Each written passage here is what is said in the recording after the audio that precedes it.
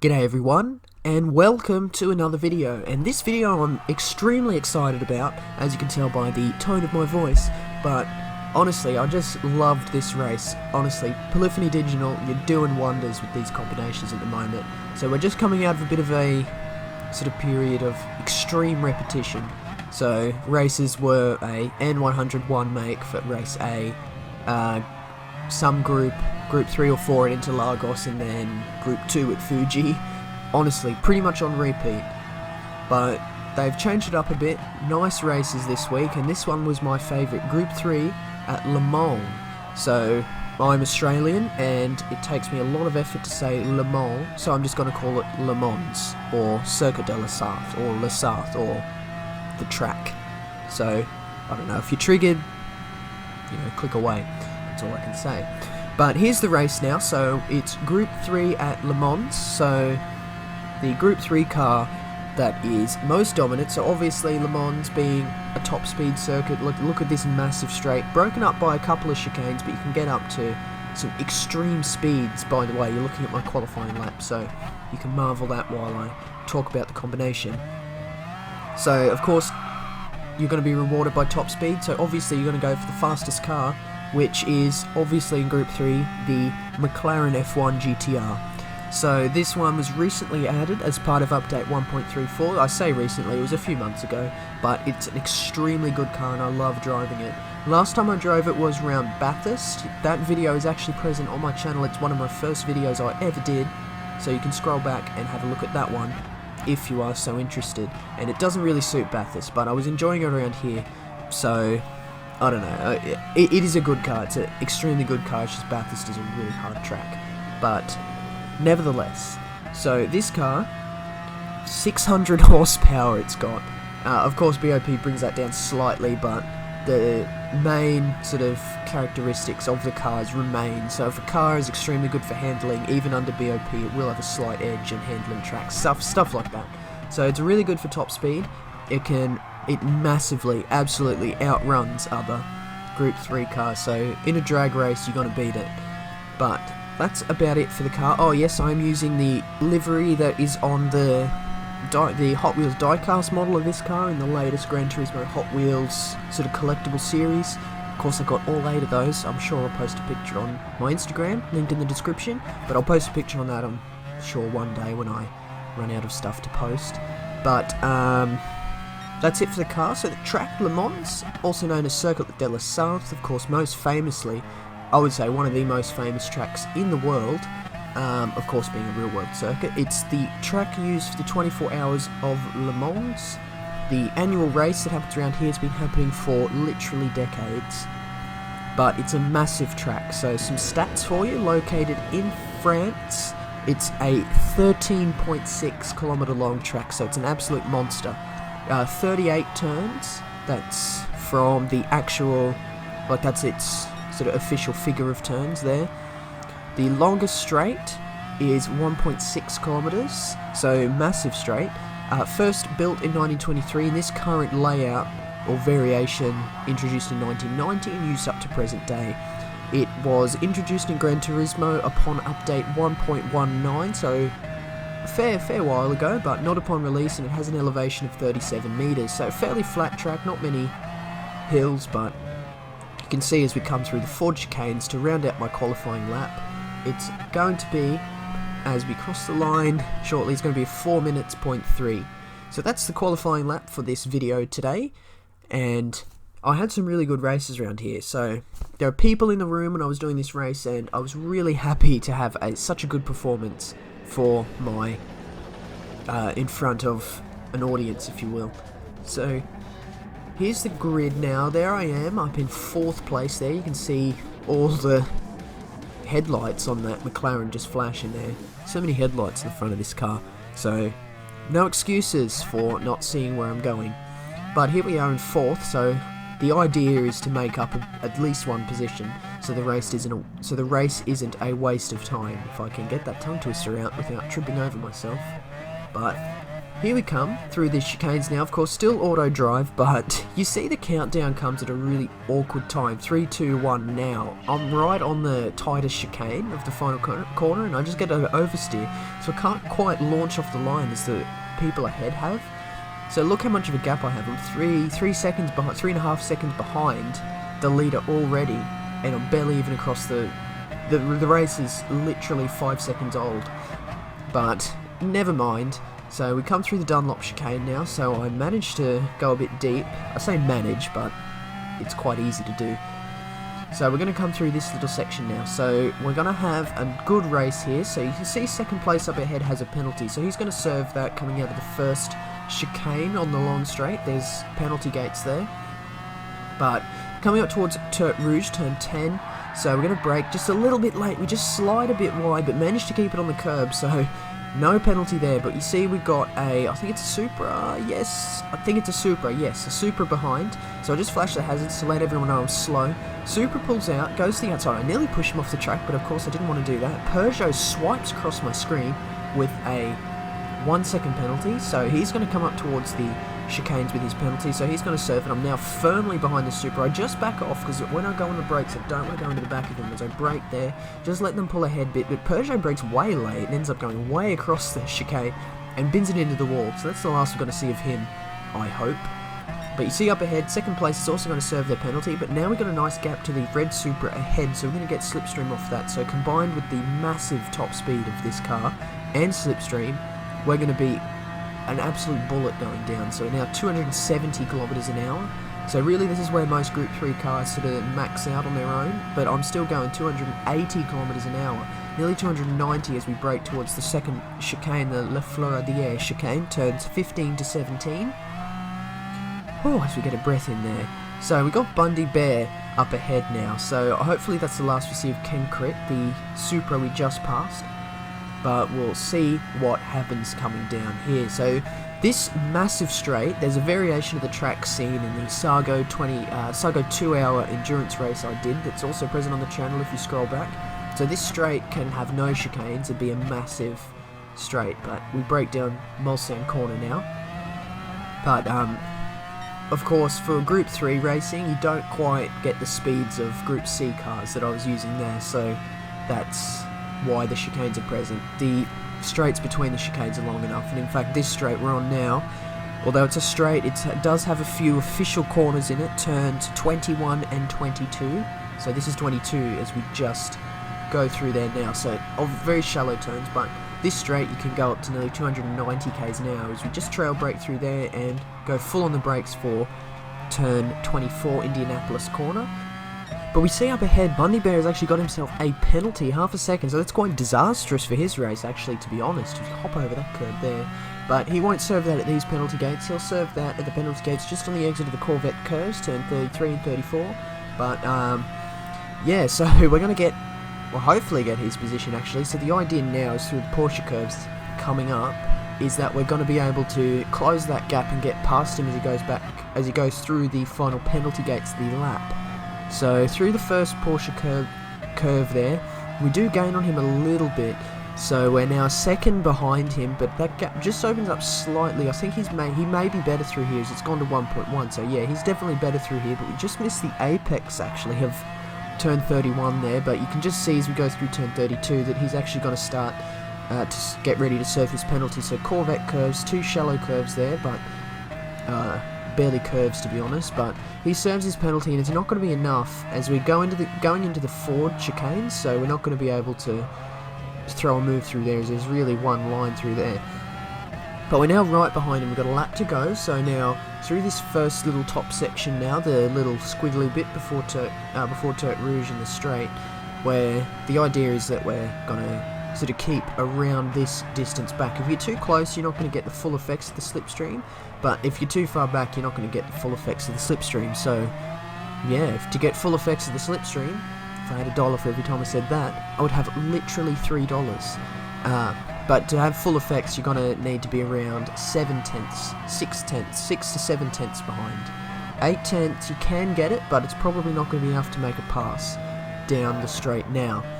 So here we go around the straight now, so we're gonna slipstream past, and now in hindsight it makes more sense to keep him ahead for this bit of the straight, and after the first chicane go past, so he gets past after the second chicane, and then I go past after Mulsanne corner, and then there's no real way past for the final little bit up towards the finish line. But we just sailed past now, 290 kilometers an hour, absolute monster this car. But we break down towards the first chicane now. Is he going to go up the inside? He's not, so he's actually 3/10 back now. So he's now in my slipstream for this second part of the straight after the chicane there. So here we go. So now he's in the slipstream, so he's going to get past. There's nothing I can do about it as we go up here now. So he's 3/10 behind. He's going to be catching up, so he's going to be reaching the 290 k's an hour. So he's a 10th behind, soon to be less than a 10th, which it is now as he goes up the inside. So he's going to have the inside line for the second chicane as we brake nicely there. But coming through here, I just got a little bit wide, but not too bad actually. So we're now in his slipstream, so he's 5/10 ahead, so this is actually perfect. We're going to have massive speed, but this little part of the straight isn't quite as long as the rest, so to be honest, I may not make my way past, but we're now 4/10 behind and we're catching quickly. 270 kilometers an hour we are now, and I don't think it's going to be enough to make a pass, so which is good, which means I'm going to get past on this next part of the straight, and he's not going to have an opportunity to get back past me. So there we are, through Mulsanne corner now, the southernmost part of the track, as we now head back up towards turns 24 and 25, Indianapolis and Arnage respectively. So here we are, we're now in his slipstream. So where are we going to go? We're going to go up through the inside now, nearly go out of track limits, but managed to keep it in. He just moves out to give us space, and I almost edged him wide. Really, that was a complete accident, didn't mean to do that. So he just slots in behind, and I want to brake as late as possible. There we go. So it doesn't give him an opportunity to get back through. So now we're actually 4 seconds behind the leader, so not too bad. He's just up ahead, but I don't think it's going to be enough to make our way past. But we are setting purple sectors, which is good. So if I can keep my second place and get the fastest lap, I'll be happy. But you can see Bundy Bear, he's actually dropped right off coming through those two tight corners there. So he's now pretty much 9/10 behind. He will catch up a little bit for this straight coming up here, but I don't think it's going to be enough to make a move stick into the Porsche curves or Ford chicanes. There's really no way past. It's sort of all one line from here to the end. So if I just hit my marks, don't make a mistake, I should be able to keep second place as we come through turn 31 now. So the Porsche curves is it's really difficult to get right, but we managed to get through there okay, and he doesn't really make up too much ground, probably half a tenth he made up through there. So I think he is better through the Porsche curves, but if you're behind, you've got really no chance no matter how good you are, because one car through the Porsche curves just blocks the entire circuit. So we finish up the Ford chicanes now. Last little run, he's actually made a mistake, so he's 2.5 seconds behind basically as we cross the line there. So we managed to keep second place. So that was a really good race actually. I was very happy with that performance. So only 4 seconds off the leader in the end, or close enough to 5, but what are you going to do? But I was quite happy with that. So just interestingly, down in 9th place was that Peugeot that binned it into the first chicane on the straight in the first lap. But anyway, I was really happy with that race. Happy to have second place there from 4th. But yeah, just proving that I can have a good race. I do have the skills to do so. But that's not the end of the video. We've still got 5 minutes to go, so that's enough to show you another race. But we'll see confirmation of second first. So there we are, second place. I had a fastest lap in the end, and it was a clean race. No contact, or minimal bits of contact, only little taps, nothing that resembles killing another player, but what are you going to do? So there we are, that's the end of that race. Happy to have that one under my belt there, really a good confidence booster. So here's the next race, hopefully he can go as well as the first one. So there's the grid now, there is me in 3rd place there, and we see Bundy Bear is back, but he's chosen the Mustang this time. So the Mustang is another strong car, but it hasn't quite got the top speed of the McLaren down the straight. So we'll just see how that sort of pans out. So here we are, we've started just after the final Ford chicane there, but that means, you know, we lose so much time as we're not able to get on the power instantly after the countdown finishes. So we'll do Dunlop chicane now. We get that right this time. So obviously the last race we went very wide coming through the first left-hander of the Dunlop chicane, but we managed to get it good this time. So now catching up on Bundy Bear again.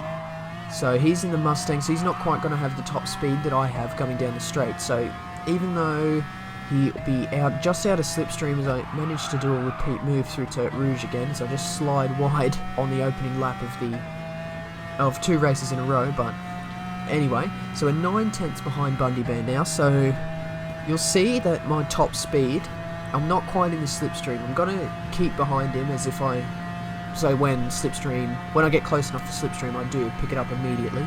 But you can see I'm catching up slowly, but it's not going to be enough to make a move into the first chicane there. But the Ford GT just pokes his nose up my inside coming through the first chicane there, but it catches me off guard a bit. As you can see, I just get a load of oversteer and he makes his way past. So Ford GT, it's the second fastest car. When it was introduced, it was an absolute monster, but it's been nerfed a little bit. But it still remains one of the fastest cars in Group 3, and it can produce the quickest lap times if you can tame it. It's a very difficult car to drive, whereas the McLaren, which has faster top speed, is easier to drive and can also produce good lap times, so no one really uses the Ford GT anymore.